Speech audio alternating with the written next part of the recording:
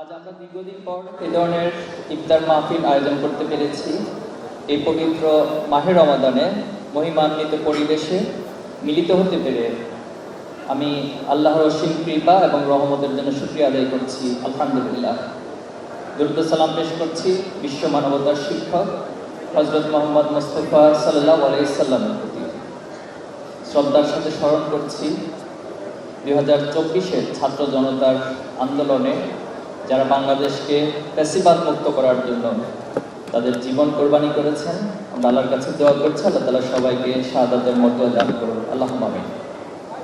বিশেষভাবে স্মরণ করছি ইসলামী ছাত্র শিবিরের প্রথম কেন্দ্রীয় সভাপতি শহীদ মীর কাসেম আলী, দ্বিতীয় কেন্দ্রীয় সভাপতি মোহাম্মদ কামরুজ্জামান সহ ইসলামী আন্দোলনের সকল শহীদ সিপাহ সালারদের, যাদেরকে মিথ্যা এবং সাজানো মামলায় অন্যায়ভাবে শহীদ করা হয়েছে।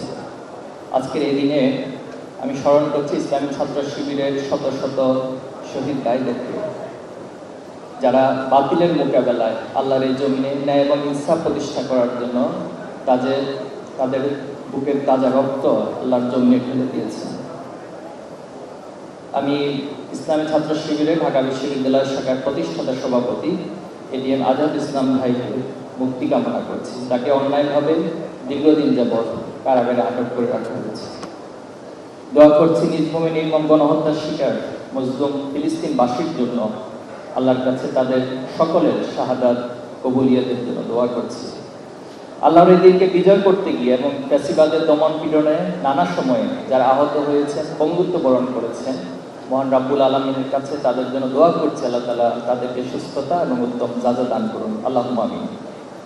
সম্মানিত উপস্থিতি, গত 16টি বছর ছিল আমাদের জন্য এক দীর্ঘ চ্যালেঞ্জিং যাত্রা। এই সময়ে আমরা ফ্যাসিজমের করাল গ্রাসে শতাধিক ভাইকে হারিয়েছি। ফ্যাসিজমের নির্যাতনে আমাদের অসংখ্য ভাইয়েরা শহীদ হয়েছেন, রক্ত ঝরিয়েছেন, আমাদের অনেক ভাইয়েরা পঙ্গুত্ব বরণ করেছেন। হাজার হাজার ভাইদেরকে গুম করা হয়েছিল। সেই গুমকৃত ভাইদের মধ্য থেকে অনেকে লাশ আমরা পেয়েছি, অনেককে আহত পঙ্গুত্ব অবস্থায় পেয়েছি। এখানে অনেক ভাইয়েরা উপস্থিত আছেন যারা গুমের শিকার হয়ে আল্লাহর একান্ত মেহেরবানিতে হয়তো আহত হয়ে অথবা পঙ্গুত্ব বরণ করে আমাদের মাঝে ফিরে এসেছে। কিন্তু এখনো 6 জন ভাইয়ের কোনো খোঁজ আমরা পাইনি। এই ভাইয়েরা কোথায় আছে, কেমন আছে আমরা জানি না। আমরা আল্লাহর কাছে আজকের এই ইফতার মাহফিল থেকে দোয়া করছি, আল্লাহ তাআলা আমাদের ভাইদেরকে আমাদের মাঝে ফিরিয়ে দিন, আমিন। আমাদের জনশক্তিরা সবসময় ক্যাম্পাসের ভীতিকর অবস্থার মধ্য দিয়ে গিয়েছেন। গেস্ট রুম এবং র্যাগিং, মানসিক টর্চার, এসব অন্যায়ের শিকার হয়েছেন আমাদের অসংখ্য ভাইয়েরা। এসব দমন পীড়নের কথা আমরা কখনো ভুলতে পারি না। অবশেষে ছাত্র জনতার অভ্যুত্থানের মাধ্যমে আল্লাহ তাআলার পক্ষ থেকে আবাবিলের ছোঁয়ায় এই সমাজে ছাত্র জনতার অভ্যুত্থানের মধ্য দিয়ে এই শ্বাসরুদ্ধকর অবস্থা থেকে মুক্তি দিয়েছে, আলহামদুলিল্লাহ। সে অভ্যুত্থানে ছাত্র শিবিরের জনশক্তিরা ঐতিহাসিক অবদান রেখেছেন। ফ্যাসিজম পতনের আন্দোলনে আমরা আমাদের অবস্থান থেকে ছাত্র জনতার সাথে সর্বোচ্চ সামর্থ্য দিয়ে কাজ করেছি। একটি ইমারত নির্মাণের জন্য অনেক উপকরণের প্রয়োজন হয়। ইমারত নির্মাণে ছোটখাটো সকল উপকরণই গুরুত্বপূর্ণ। কোনো উপকরণকে খাটো করে দেখার সুযোগ নেই। সেই সবগুলো উপকরণের সংমিশ্রণের মধ্য দিয়ে একটি ইমারত নির্মিত হয়ে থাকে। তেমনি জুলাই অভ্যুত্থানেও অনেক স্টেক হোল্ডারের সমন্বিত চেষ্টার মধ্য দিয়ে সফল হয়েছে। এজন্য আমরা বলেছি যে আন্দোলনে একক কোনো মাস্টার মাইন্ড নেই, একক কোনো নেতা নেই। আমরা মনে করি আন্দোলনের ক্রেডিট আমাদের শহীদ এবং আহত ভাইদের। এরপর যারা গাজী হিসেবে এখানে আমাদের সহযোদ্ধারা রয়েছেন, সকলে মিলেই আমরা আমাদের এই সম্মিলিত প্রচেষ্টার মধ্য দিয়ে একটি মুক্তির রাজপথ নির্মাণ করতে পেরেছি। আমরা তাদের সাথে ছিলাম, তারাও আমাদের সাথে ছিল।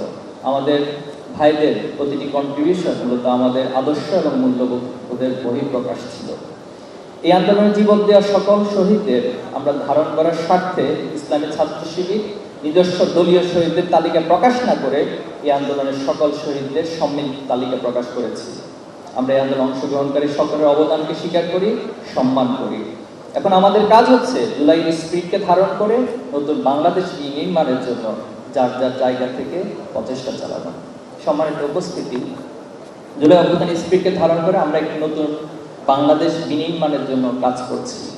বিগত ফ্যাসিস্ট আমলের ছাত্র রাজনীতি নিয়ে শিক্ষার্থীদের মাঝে যে একটি মানসিক ট্রমা তৈরি হয়েছে, সেই ট্রমা কাটিয়ে ওঠা এবং ছাত্র রাজনীতির গুণগত সংস্কার করার জন্য শিক্ষা এবং শিক্ষার্থী বান্ধব হিসেবে প্রতিষ্ঠা করার জন্য আমরা কাজ করে যাচ্ছি।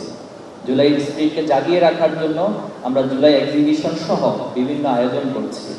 আমরা ফ্যাসিস্ট আমলে ভয়ের সংস্কৃতি ভেঙে সকলের জন্য বিকশিত হওয়ার শিক্ষাঙ্গনের এমন একটি পরিবেশ তৈরির জন্য কাজ করছি। তাই নিজেদের ব্যাপক ভিত্তিক ছাত্র কল্যাণ এবং সেবামূলক কাজ নিয়ে শিক্ষার্থীদের মাঝে হাজির হওয়ার জন্য চেষ্টা করে যাচ্ছি। প্রতিষ্ঠা লগ্ন থেকে ইসলামী ছাত্র শিবির সৎ, দক্ষ ও দেশপ্রেমিক নাগরিক তৈরির লক্ষ্যে কাজ করছে। আমরা আমাদের কাজগুলোর আরো বেগবান করার জন্য চেষ্টা অব্যাহত রাখছি।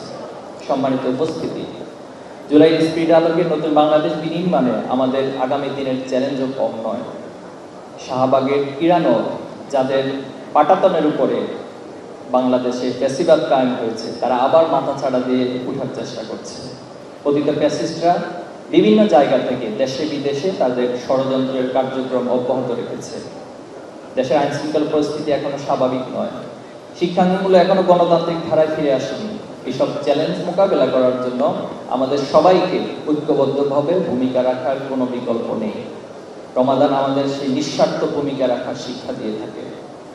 মহান আল্লাহ তাআলা পবিত্র কোরআনে এই রমজানকে ফরজ হিসেবে আমাদের জন্য ঘোষণা দিয়েছেন। আল্লাহ তাআলা বলেছেন, বিসমিল্লাহির রহমানির রহিম, কুতিবা আলাইকুমুস সিয়াম কামা কুতিবা আলাল লাযিনা মিন ক্বাবলিকুম লাআল্লাকুম তাত্তাকুন। এই রমজানের রোজার মাধ্যমে, সিয়াম সাধনার মাধ্যমে মূলত আমাদের মধ্যে আল্লাহর ভয় তৈরি হবে এবং এই সমাজ, এই রাষ্ট্রকে যারা পরিচালনা করবে তারা যদি আল্লাহর ভয়কে ধারণ করতে পারে, নিজের ব্যক্তির মাঝে এবং সামাজিকভাবে তাকওয়ার পরিবেশ তৈরি করতে পারি, তাহলে আমাদের ন্যায় ইনসাফের সমৃদ্ধ বাংলাদেশ গড়ে তোলা সম্ভব হবে। সম্মানিত উপস্থিতি, ছাত্র শিবির একটি সমৃদ্ধ বাংলাদেশ গড়তে চায়, মেধা ও সততায় সবার বাংলাদেশ গড়তে চায়। সে যাত্রায় আপনারা আমাদেরকে উপদেশ দিয়ে, গাইড করে, আপনাদের দোয়ায় আমাদেরকে সামিল রাখবেন, সেই প্রত্যাশা আমরা আপনাদের কাছে রাখছি।